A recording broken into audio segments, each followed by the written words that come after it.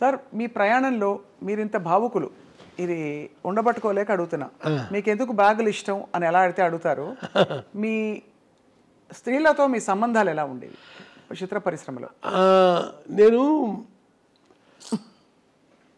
నాకేంటో తెలియదండి నాదంతా మానసికమైన సంబంధం తప్ప ఫిజికల్గానే పెట్టుకోనండి ఏంటో తెలియదు నాకు ఎవరితోని నాకు ఓ హీరోయిన్ అని ఏదో చాలామంది చెప్పుకుంటారా ఆ మనిషితో సైతం నాకు ఫిజికల్గా నాకు ఎవరితోని సంబంధాలు లేవు కానీ మీకు ప్రేమ కలుగుతుందా అదేంటోనండి మనిషి మీద ఒక ఇష్టం ఇప్పుడు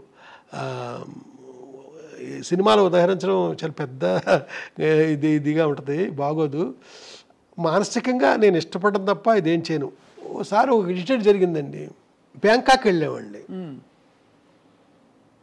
కొందరు రైటర్స్తో పాటు బ్యాంకాక్ వెళ్ళాల్సి వచ్చింది ఒక అతను కలవడానికి ఓ హీరోని నాతో పాటు వచ్చిన ఒక యంగ్ రైటరు ఒక రూమ్ చూపించి ఈ రూమ్లో పలానా డైరెక్టరు పేరు చెప్పనండి 5 అమ్మాయిలతో ఒక రాత్రి గడిపాడండి నేను అసలు అది విన్నాను కానీ నేను ఏమాత్రం నాకు అది సహించలే ఏమాత్రం ఆ మాట శబ్దస్ఫోరకంగా నాకు అనిపించలే నేను ఆ రకం కాదండి ఎట్టి పరిస్థితుల్లో కాదు అంటే ఇది అడగడానికి నేపథ్యం కూడా సార్ ఇది ఏదో మీ వ్యక్తిత్వం గురించి అడగడానికి అని కాదు సార్ తప్పట్టుకోకండి దయచేసి మీరు ఎలా అడిగినా పర్లేదు బట్ అంటే కానీ అంటే మీ ఇంత భావుకత ఉండే వంశీ గారికి సహజంగానే అంటే మీరు సృష్టించే పాత్రల మీదైనా మీకు ప్రేమ వచ్చేస్తుంది కదా అవునండి ఇప్పుడు సితార కావచ్చు తర్వాత మీరు చెప్పిన అన్ని సినిమాల అందరు హీరోయిన్లు అంత అందంగా ఉన్నారు ఒక్కొక్క సినిమాలో ఒక్కో తీరులో సో అప్పుడు వేవ్ లెంగ్త్ అంటే కనెక్షన్ ఎవరితో కలిగి ఉంటుంది మీకు అని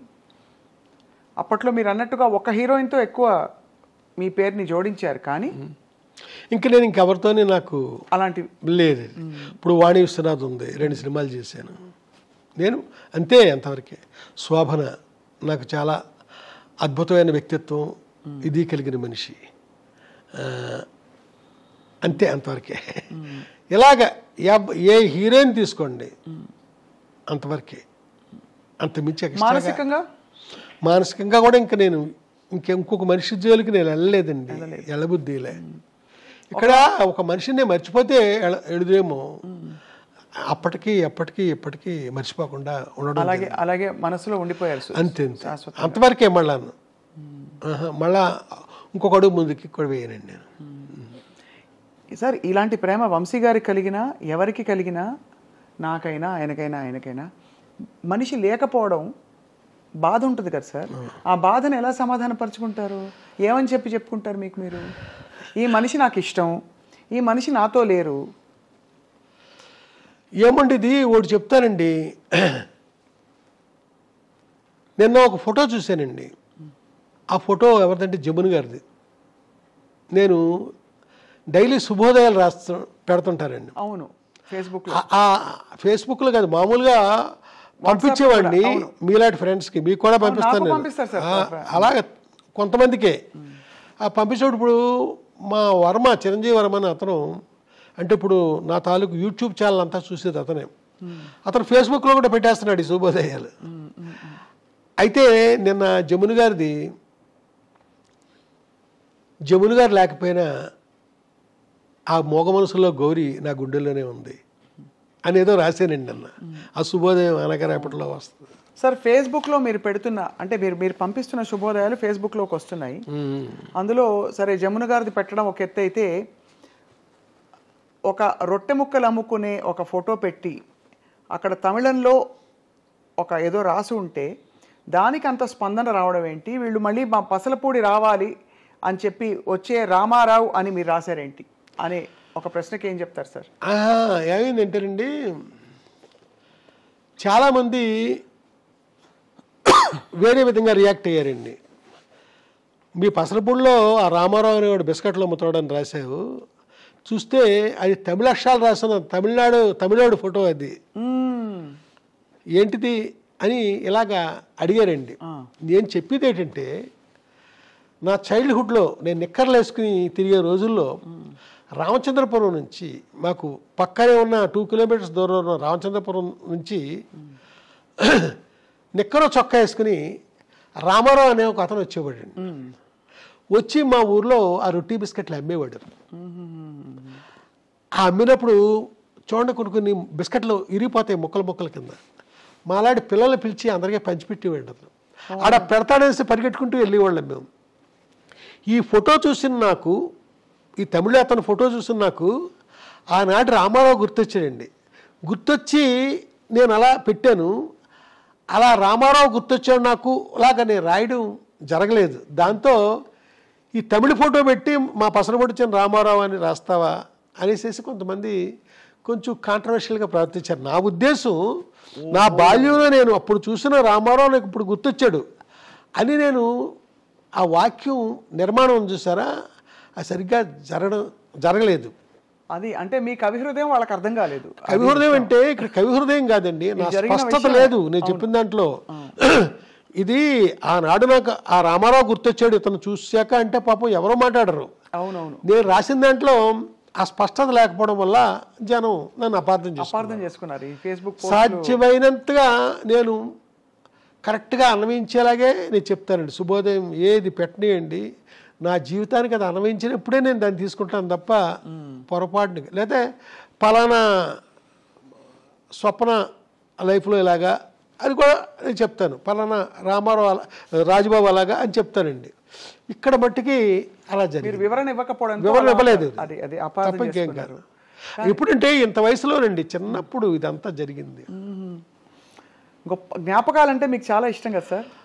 జ్ఞాపకాలంటే ఆకుపచ్చని జ్ఞాపకాలు, పొలమారిన జ్ఞాపకాలు, ఇలాగ జ్ఞాపకాలు మీద చాలా ఉన్నాయండి. ఇంకా రాయాల్సినవి కూడా ఉన్నాయి. మాట్లాడే జ్ఞాపకాలు ఇవన్నీ రాశాను కదా, ఇంకా రాయాల్సినవి ఉన్నాయండి. పోట్లాడే జ్ఞాపకాలు, పరిగెట్టే జ్ఞాపకాలు, నడిపించే జ్ఞాపకాలు, ఇలాగా ఎన్నైనా రాయొచ్చండి. ఎప్పుడు వర్తమానం నాకు బాగోదు, అది జ్ఞాపకం అయినప్పుడే బాగుంటుంది. ఏంటో నాకు తెలియదండి. అది మీ కళాత్మకత సార్. సార్ కానీ ఇందాక అడిగిన ప్రశ్నకి మీరు మళ్ళీ సున్నితంగా అడుగుతున్నా సమాధానం ఏంటంటే, ఏదైనా మనకి ఇష్టమైన వ్యక్తి కానీ సినిమా కానీ ఏదైనా, ముఖ్యంగా వ్యక్తి అయితే అందులో మన మనసుతో ఇష్టపడిన వ్యక్తి అయితే మన చుట్టూ లేకపోతే మనం కొంత అలజడికి లోనవుతాం. ఆ అలజడిని మీరు ఎలా సమాధాన పరుచుకున్నారు? ఇప్పుడు ఉండకపోవచ్చు కానీ ఎప్పటికే వాళ్ళే అని చెప్పారు కాబట్టి సున్నితంగా అడుగుతున్నాను. ఇది ఇప్పుడు ఏమీ లేదండి, ఒక ఒక ఒక ఎన్నో ఏళ్ల క్రితం మ్యాటర్ ఇది. ఇవాళ మామూలు కండిషన్లోనే మామూలుగానే ఉన్నా, కానీ ఎప్పుడు జ్ఞాపకం బాగుంటుంది కదా నాకు. మరి అదే ఆ జ్ఞాపకమే బాగుంటుంది. అలా అంతే ఇది బాగుంది. మళ్ళా గతం నిజం కావాలి అని కూడా నేను ఎప్పుడు కోరుకోను, ఎందుకంటే అవ్వదు కాబట్టి. సార్ వంశీ గారి విజయంలో రాజా సార్ పాటలు ఎంత ముఖ్యమో, రాజా సార్ ప్రయాణంలో వంశీ గారి సినిమాలు కొన్ని మైలు రాళ్ళని చెప్పచ్చు. ఇళయరాజా గారితో మీ మొట్టమొదటి పరిచయం, అనుబంధం, ఆ పరిచయం అనుబంధంగా మారడం ఎలా జరిగింది సార్? ఇది ఒక కథలా చెప్పాలేమో, చెప్పంటారా? చెప్పండి. సితార్ సినిమాలో డైలాగ్ చాలా తక్కువ ఉంటుందండి, సైలెన్స్ ఎక్కువ. అది సైలెన్స్ ఉండడానికి కారణం ఏంటంటే, అది మ్యూజిక్ కోసమని నేను అలా అలా అలా సీన్లు కన్సిడర్ చేశానండి.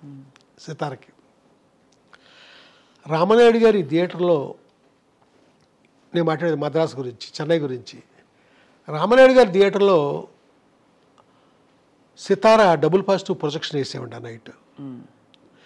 సినిమా చూసారండి.